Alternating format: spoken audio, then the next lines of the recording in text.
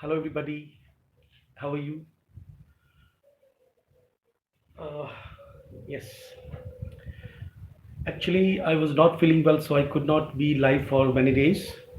And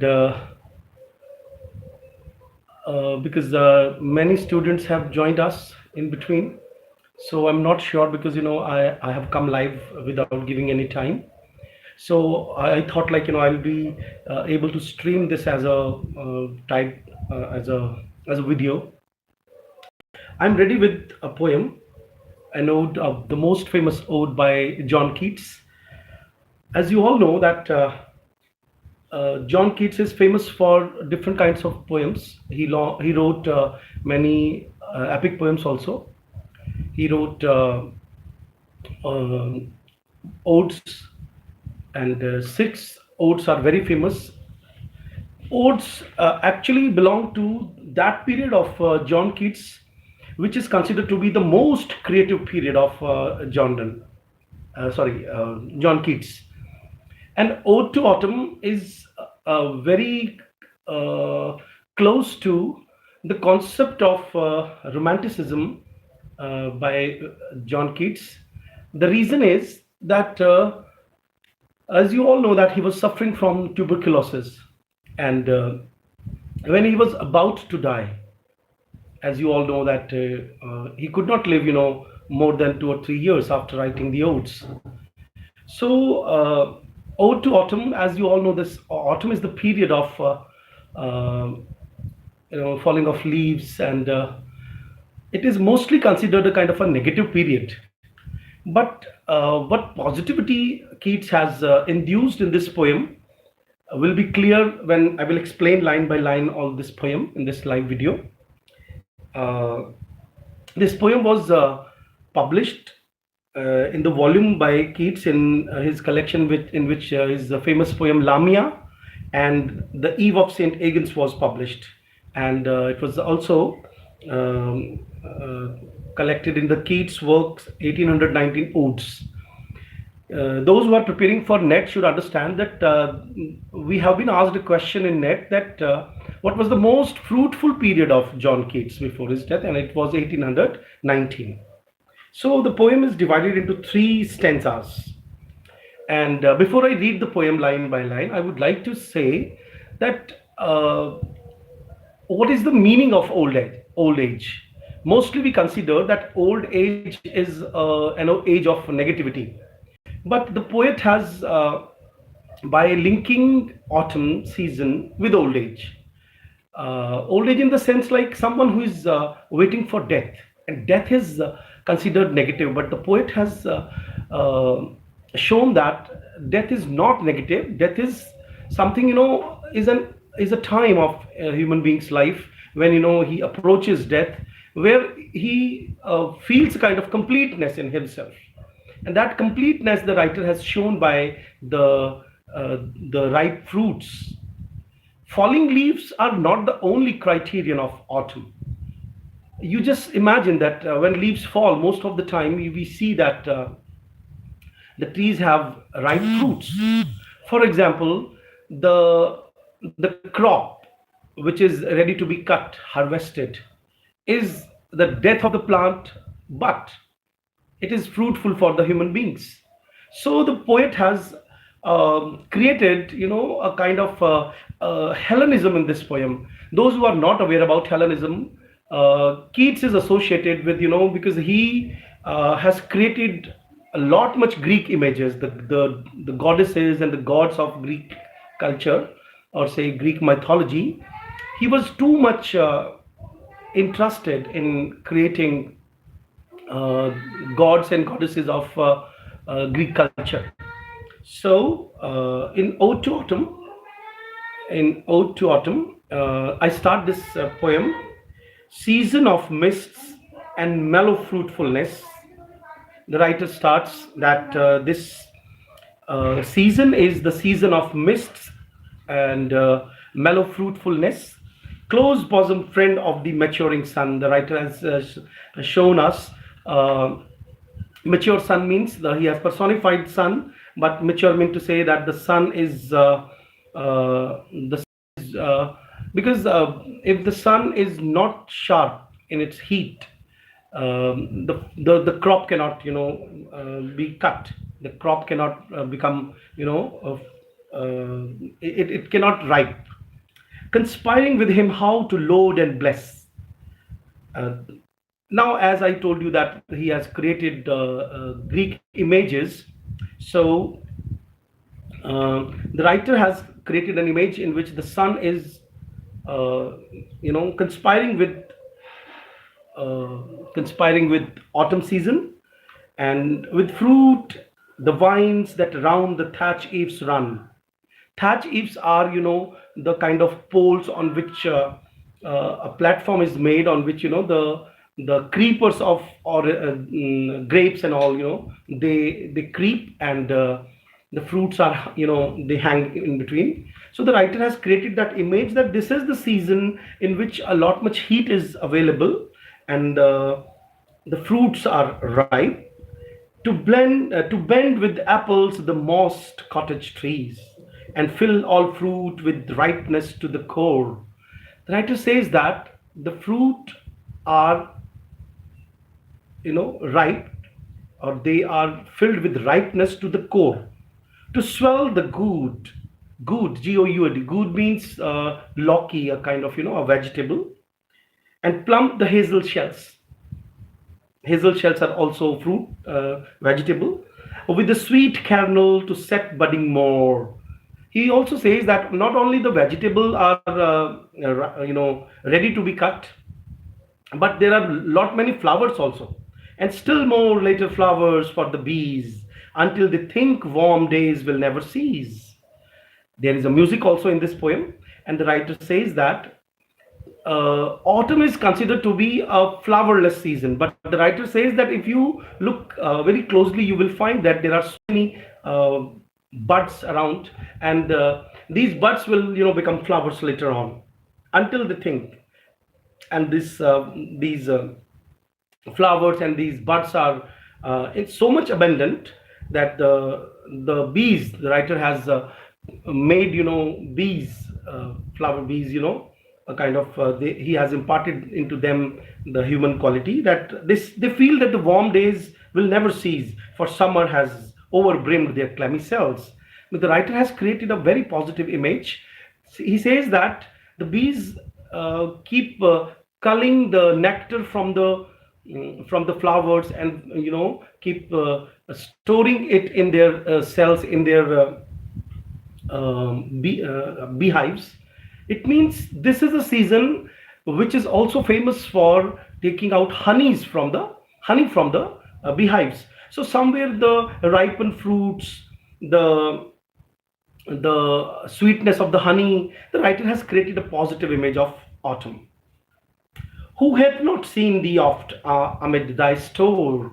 He says that he has created, a personified autumn as a girl, and says that if you want to see autumn as a goddess, as a girl, then this goddess is sitting in her store.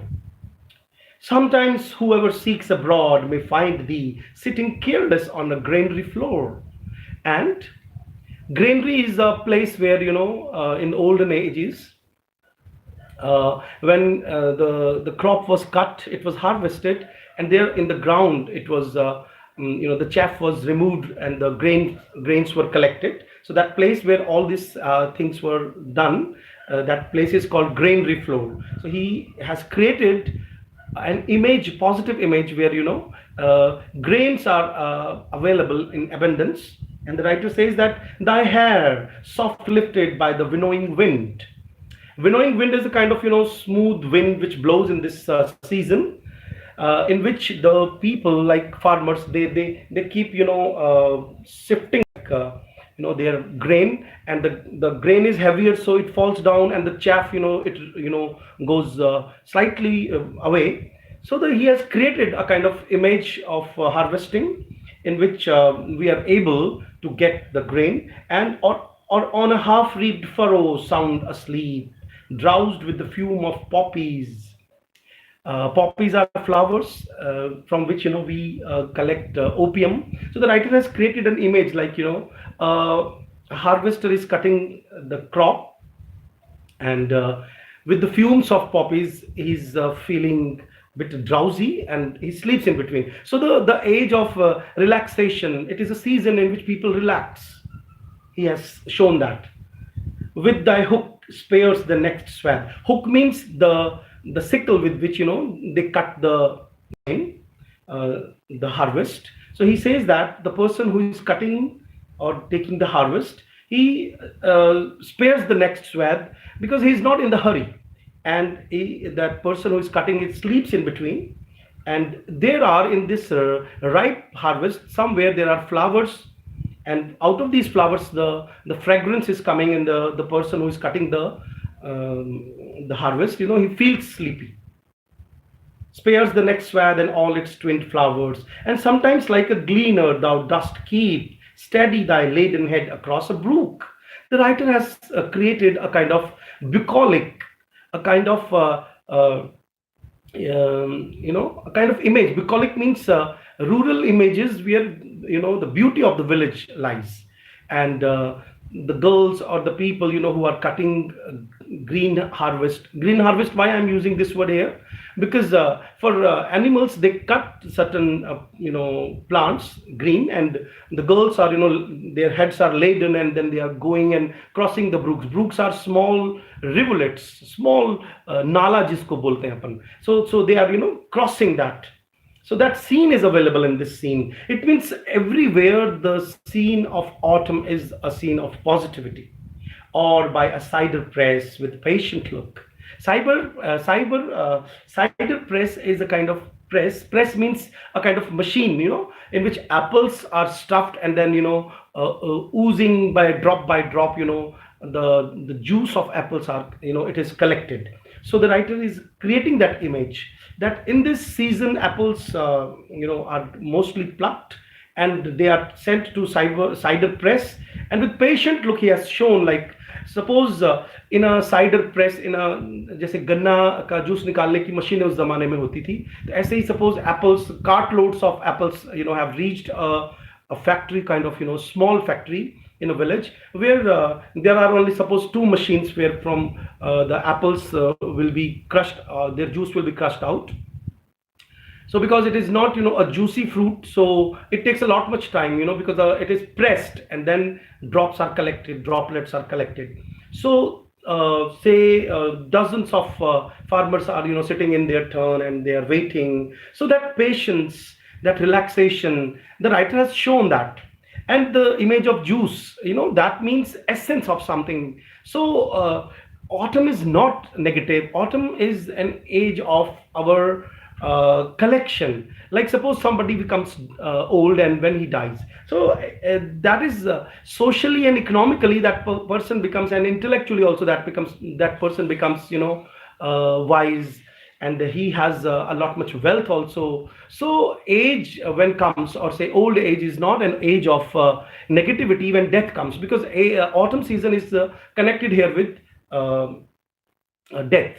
So the writer says that death means maturity, maturity of wisdom, which maturity of suppose you have seen your grandfathers.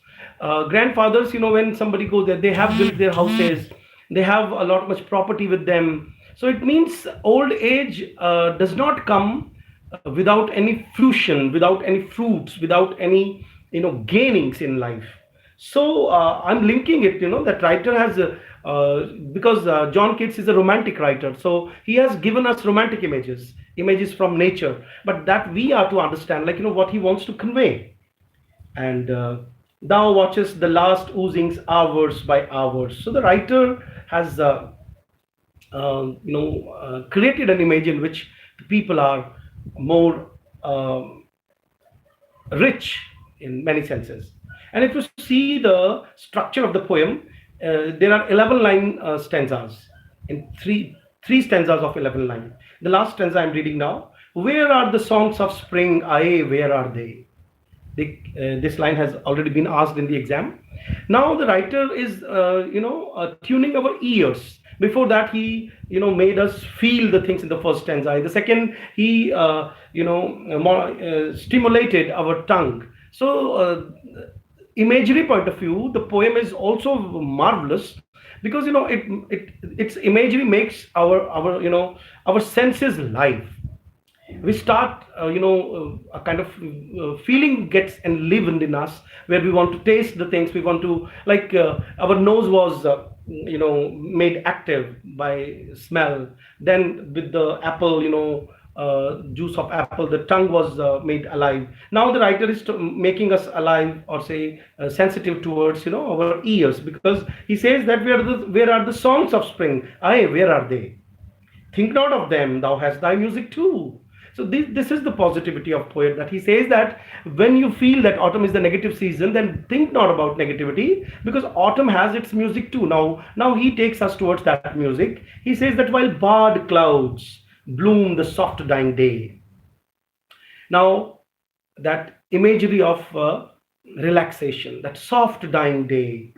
Barred clouds means long clouds with the winnowing wind, and touch the stubble plains with rosy hue. The sun is setting, there is red color in the atmosphere, and the writer has shown us vast fields with their stubble. Stubble means the upper part of the crop is already cropped, and the lower part, which is yet to be burned in the field, it stands like this. And the writer has shown us the whole scene, which with the setting sun, with the cut crop, it may seem negative to some people, but the writer says that it is the day is dying. The personification of the day tells that it is dying.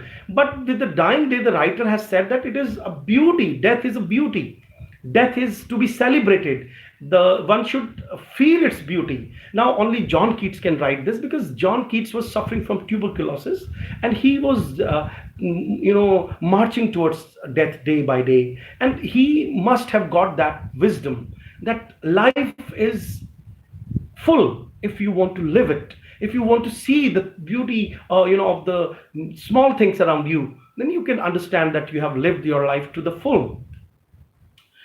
And touch the stubble plain with rosy hue. Hue means color. Then in a wailful choir, he has created the imagery of death, because he has used the word wailful. Choir means the group of singers. The small gnats mourn. Small insects, they start singing, and the writer says that they mourn the death of the dying day. And here is the hidden beauty of this poem, that the day dies, but the morning will come again. It means he has without being a Christian, has taken recourse to the Greek mythology, and he says that there is a rebirth.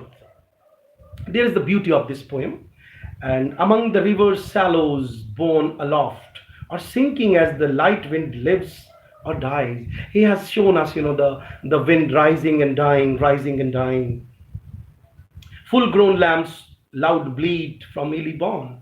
And now he has made our ears to listen to the different sounds around. The full lambs are bleating in the barn. Barn means the place where animals are kept. Hedge crickets sing. Cricket means jingur. Hedge crickets are, hedge मतलब झाड़ियों में रहने वाले. The cricket, the jingur जो है वो गा रहे हैं. And now with treble soft. Treble means soft and shrill and sharp voice. Treble soft, the red breast whistle. Red breast is a bird. It whistles means it sings from a garden croft. Croft means again a kind of bush. And gathering swallows twitter in the sky. The writer has shown us swallows, and the swallows are birds, small birds in the sky. They twitter in the sky. It means the whole last four lines create in front of us the music, beautiful music of autumn.